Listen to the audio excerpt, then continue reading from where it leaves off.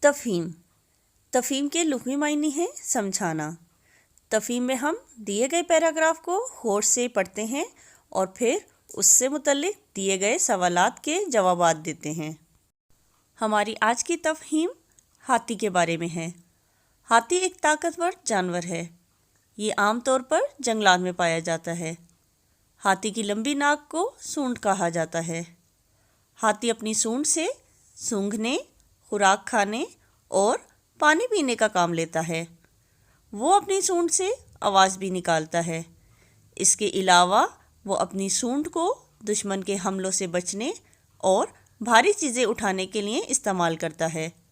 چڑیا گھر میں بچے ہاتھی کی سواری بہت شوق سے کرتے ہیں۔ پیراگراف ہم نے پڑھ لیا ہے، اب اس سے متعلق ہم سوالات کے جوابات دیتے ہیں۔ پہلا سوال ہے، ہاتھی کیسا جانور ہے؟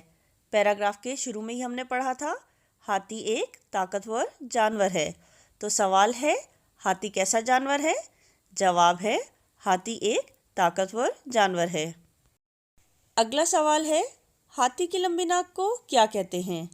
پیراگراف میں ہم نے پڑھا تھا، ہاتھی کی لمبی ناک کو سونڈ کہا جاتا ہے۔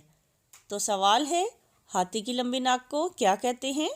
جواب ہے، ہاتھی کی لمبی ناک کو سونڈ کہتے ہیں۔ درست جواب دیجیے۔ پہلا سوال ہے، ہاتھی کہاں پایا جاتا ہے؟ الف پہاڑوں میں، ب گھروں میں، جیم جنگلات میں۔ پیراگراف میں اس کا جواب دیکھتے ہیں۔ یہ عام طور پر جنگلات میں پایا جاتا ہے۔ تو درست جواب ہے جیم جنگلات میں۔ اگلا سوال ہے، ہاتھی اپنی سونڈ سے کیا نکالتا ہے؟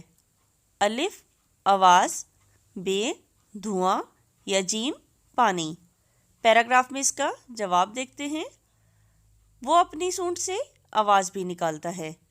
تو درست جواب ہے الف آواز۔ اگلا سوال ہے، بچے کس کی سواری شوق سے کرتے ہیں؟ الف بیل کی، ب ہاتھی کی یا جیم بھالو کی۔ پیراگراف میں اس کا جواب دیکھتے ہیں۔ چڑیا گھر میں بچے ہاتھی کی سواری بہت شوق سے کرتے ہیں۔ تو درست جواب ہے ب ہاتھی کی۔